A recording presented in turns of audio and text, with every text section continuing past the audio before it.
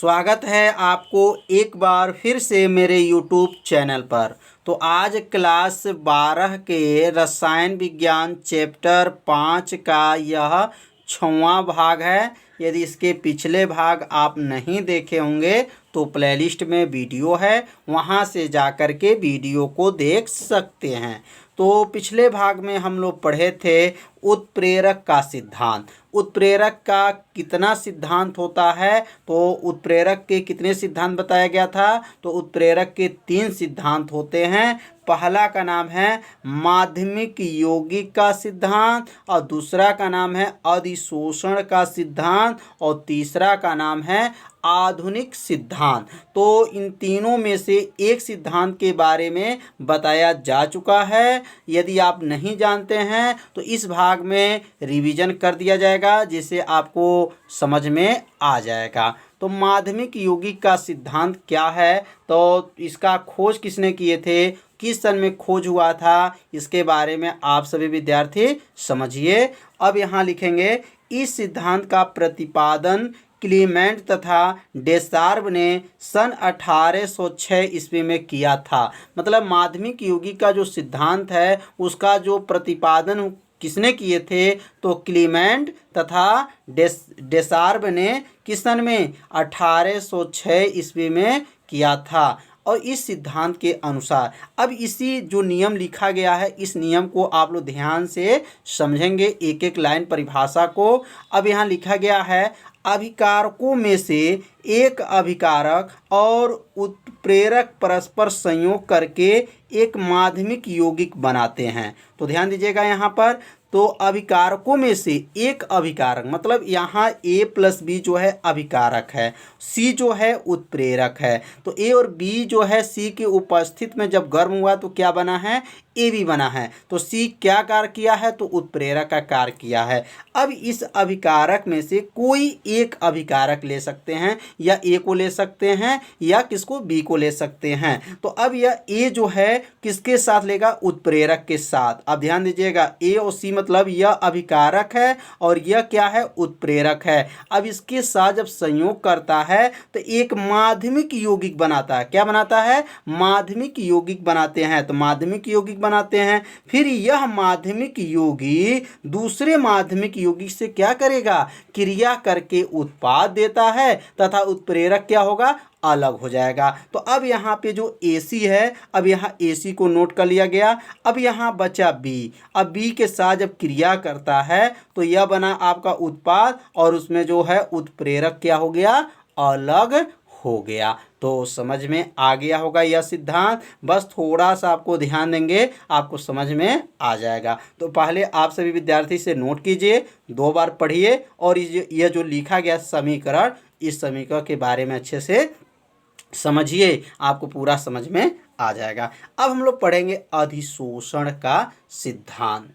तो अधिशोषण का सिद्धांत क्या है, तो इस सिद्धांत का प्रतिपादन सन 1833 ईस्वी में माइकल फैराडे ने की थी। तो यहाँ पहले आप लोग लिख लीजिए, इस सिद्धांत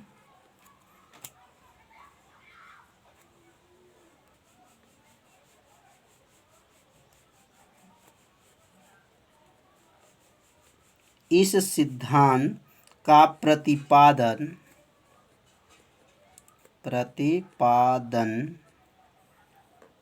सन 1833 ईस्वी में 1833 ईस्वी में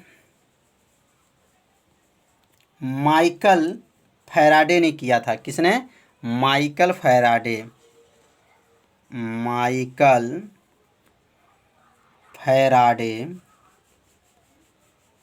माइकल फैराडे ने की थी।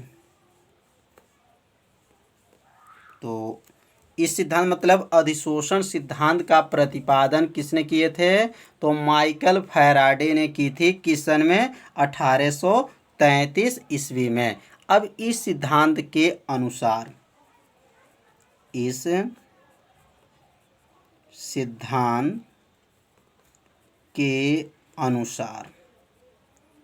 अब इस सिद्धांत के अनुसार इन्होंने, जो माइकल फैराडे ने क्या बताए थे, तो इन्होंने बताए थे उत्प्रेरक उत्प्रेरक अभिकारकों उत्प्रेरक अभिकारकों के पृष्ठ पर अधिशोषित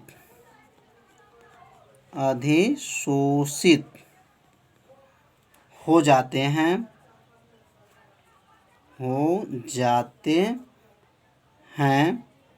जिससे पृष्ठ पर इनकी सांद्रता बढ़ जाती है। इनकी सांद्रता बढ़ जाती हैं जिससे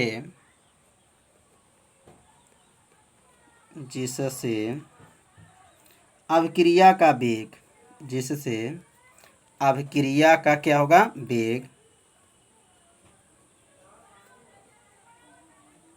अभिक्रिया का वेग भी बढ़ जाता है। तो माइकल फैराडे के अनुसार क्या नियम है? उत्प्रेरक जो होते हैं अभिकारकों के पृष्ठ पे क्या कर लेते हैं? अवशोषित हो जाते हैं, और जिससे पृष्ठ पर उनकी सांद्रता क्या होती है? बढ़ जाती हैं, जिससे अभिक्रिया का वेग भी क्या होता है? बढ़ जाता है। अर्थात यहाँ कह सकते हैं कि अभिक्रिया का वेग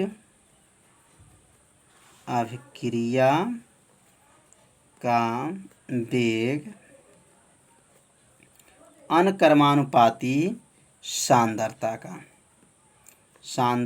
का मतलब जब सांद्रता बढ़ेगा तो अभिक्रिया का वेग बढ़ेगा, सांद्रता घटेगा तो अभिक्रिया का वेग क्या होगा? घटेगा। यह किसने बताए थे? तो माइकल फैराडे ने बताए थे। तो अधिशोषण का सिद्धांत आपको अच्छे से समझ में आ गया होगा कि जो उत्प्रेरक होते हैं अभिकारकों के पृष्ठ पर क्या होते हैं? अवशोषित होते हैं, तो उनके पृष्ठ की सांद्रता बढ़ती है और अभिक्रिया का वेग भी बढ़ता है। अर्थात अभिक्रिया का वेग समानुपाती क्या है? सांद्रता का। अब हम लोग पढ़ेंगे आधुनिक सिद्धांत। आधुनिक सिद्धांत क्या है? और ये 3 सिद्धांत आप लोग अच्छे से तैयार कर लीजिएगा। तो आधुनिक सिद्धांत जो है, अभी हम लोग इसके ऊपर कितने सिद्धांत पढ़े हैं? 2 सिद्धांत पढ़ चुके हैं। कौन कौन सिद्धांत था? माध्यमिक यौगिक का सिद्धांत और अधिशोषण का सिद्धांत। तो आधुनिक सिद्धांत में दोनों जो सिद्धांत पढ़े हैं, दोनों सिद्धांत का क्या है? समावेश होता है। आधुनिक में मतलब दोनों जो अभी पढ़े हैं सिद्धांत, दोनों का क्या होता है? समावेश होता है। तो यहाँ लिख सकते हैं इस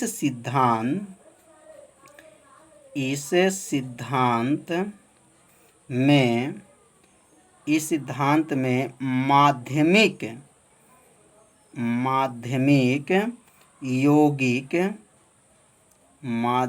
यौगिक क्या है? सिद्धांत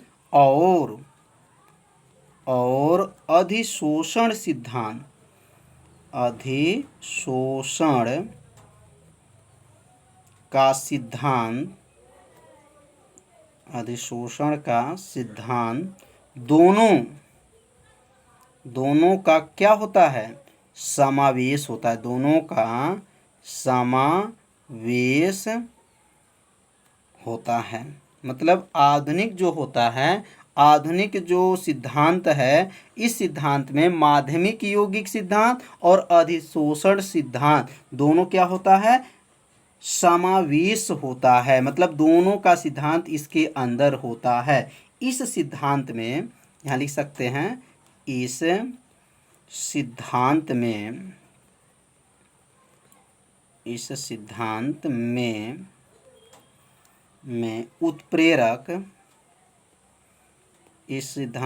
उत्प्रेरक अभिकारकों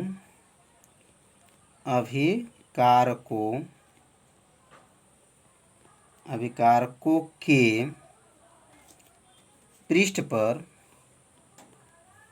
पृष्ठ पर अधिशोषित होकर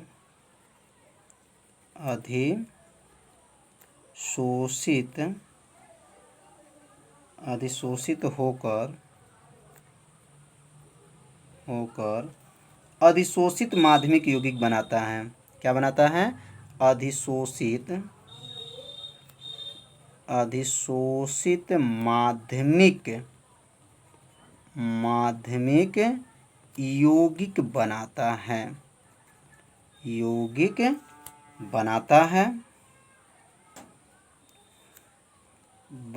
है जो अस्थाई होता है। जो क्या होता है? अस्थाई होता है। और यह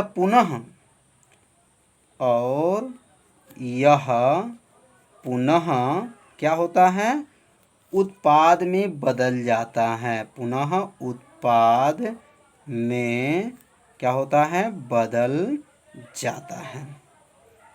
तो आधुनिक सिद्धांत आपको अच्छे से समझ में आ गया होगा कि इस सिद्धांत में माध्यमिक यौगिक सिद्धांत और अधिशोषण का सिद्धांत दोनों का क्या होता है? समावेश होता है। इस सिद्धांत में जो उत्प्रेरक होते हैं अभिकारकों के पृष्ठ पर अधिशोषित होकर अधिशोषित माध्यमिक यौगिक बनाते हैं जो अस्थाई होता है और यह पुनः उत्पाद में बदल जाता है। तो आप सभी विद्यार्थी इसे अपने कॉपी में क्या कीजिए? नोट कर लीजिए, अच्छे से इसको तैयार कर लीजिए। और आज का पढ़ाई कैसा लगा है आप सभी विद्यार्थी कमेंट करके ज़रूर बताइए। तो आज 3 सिद्धांत के बारे में बताया गया। यदि आप इस चैनल पर पहली बार आए हैं तो मेरे चैनल को सब्सक्राइब जरूर कर लीजिए, बेल आइकन घंटी को ऑप्शन को ओके कर लीजिए, जिससे कोई भी वीडियो को अपलोड किया जाए तो उसका मैसेज तुरंत आपके पास पहुंच जाए। तो आज इतना ही। तो कल मिलते हैं शाम को 7 बजे अगले भाग में। तब तक के लिए सभी विद्यार्थियों को नमस्कार।